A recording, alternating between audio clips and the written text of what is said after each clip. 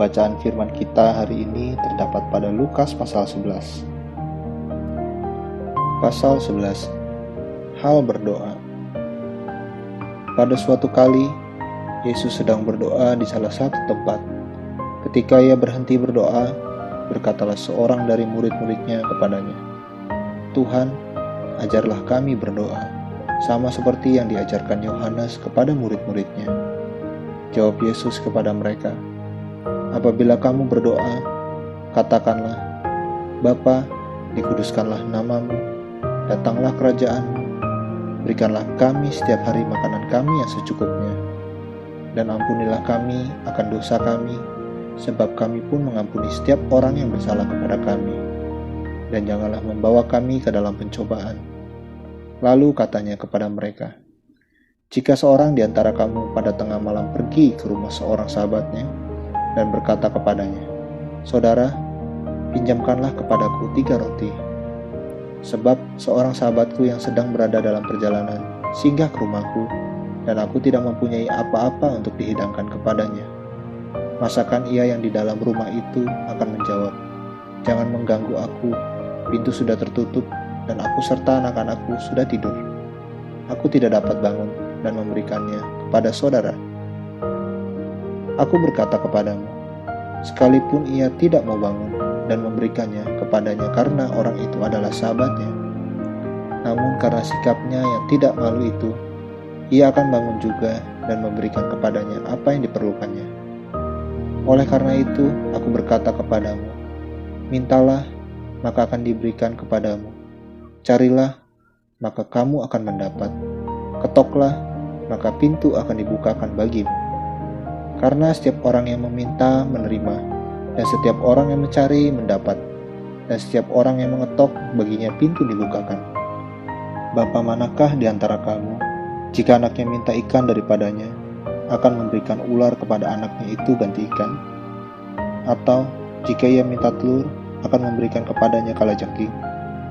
Jadi, jika kamu yang jahat tahu memberi pemberian yang baik kepada anak-anakmu, apalagi Bapamu yang di sorga, ia akan memberikan Roh Kudus kepada mereka yang meminta kepadanya." Yesus dan Beelzebul. Pada suatu kali, Yesus mengusir dari seorang suatu setan yang membisukan.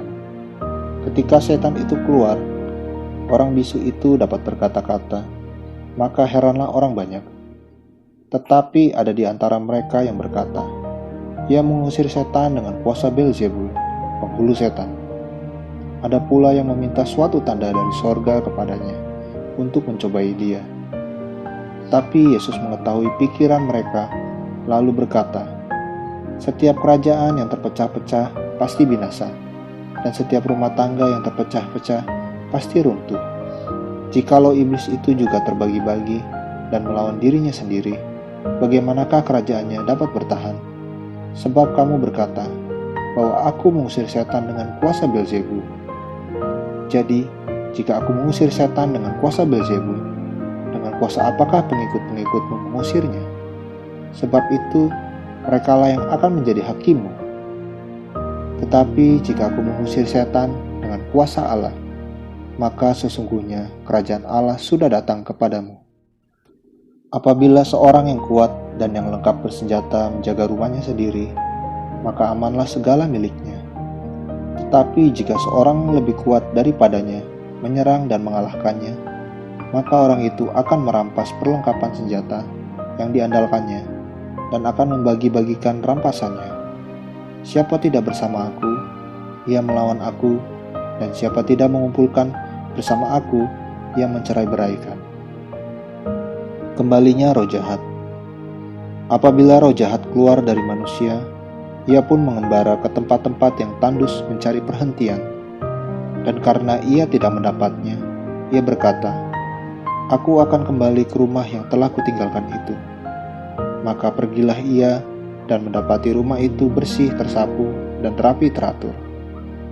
Lalu ia keluar dan mengajak 7 roh lain yang lebih jahat daripadanya, dan mereka masuk dan berdiam di situ.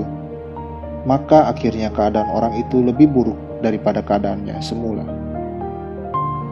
Siapa yang berbahagia?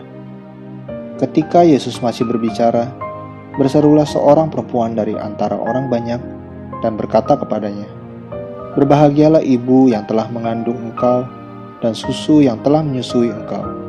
Tetapi ia berkata, "Yang berbahagia ialah mereka yang mendengarkan firman Allah dan yang memeliharanya." Tanda Yunus. Ketika orang banyak mengerumuninya, berkatalah Yesus, "Angkatan ini adalah angkatan yang jahat. Mereka menghendaki suatu tanda, tetapi kepada mereka tidak akan diberikan tanda selain tanda Nabi Yunus. Sebab seperti Yunus menjadi tanda untuk orang-orang Niniwe, demikian pula lah Anak Manusia akan menjadi tanda untuk angkatan ini. Pada waktu penghakiman, Ratu dari Selatan itu akan bangkit bersama orang dari angkatan ini, dan ia akan menghukum mereka.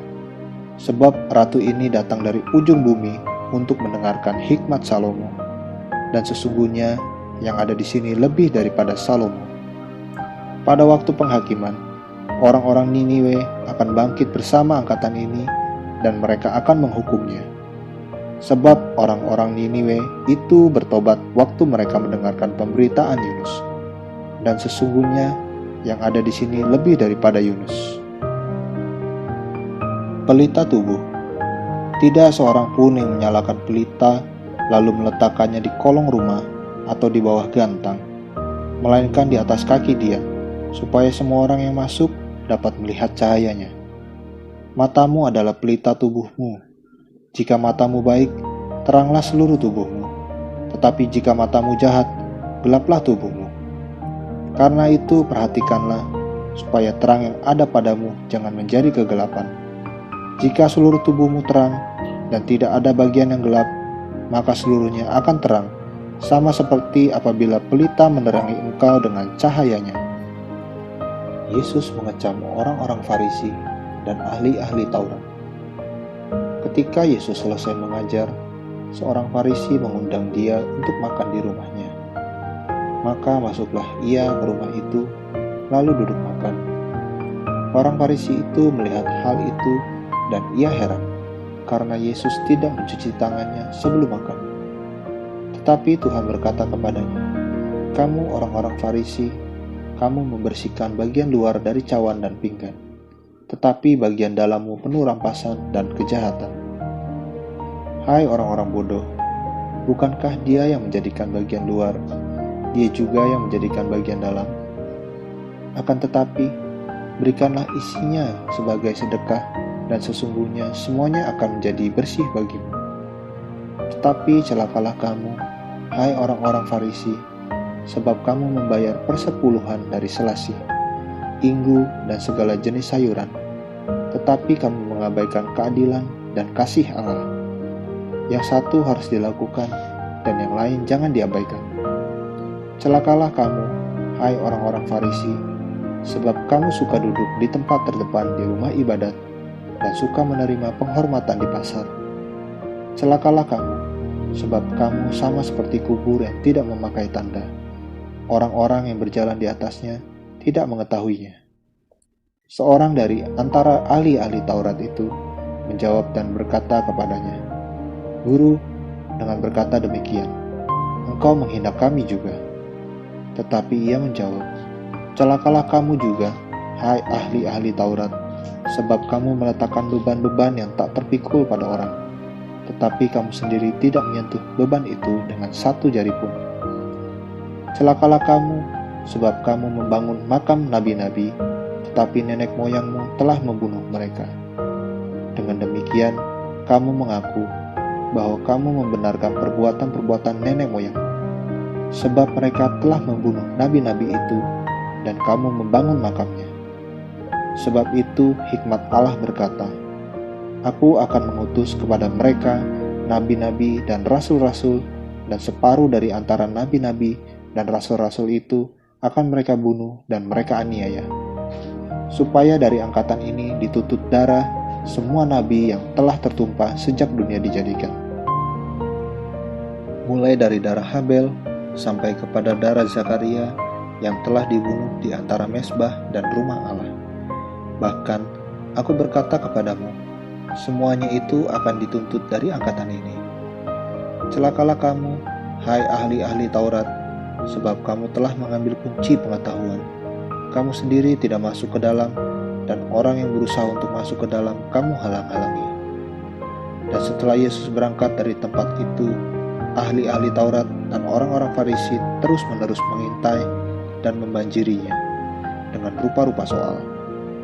Untuk itu, mereka berusaha memancingnya supaya mereka dapat menangkapnya berdasarkan sesuatu yang diucapkannya. Amin.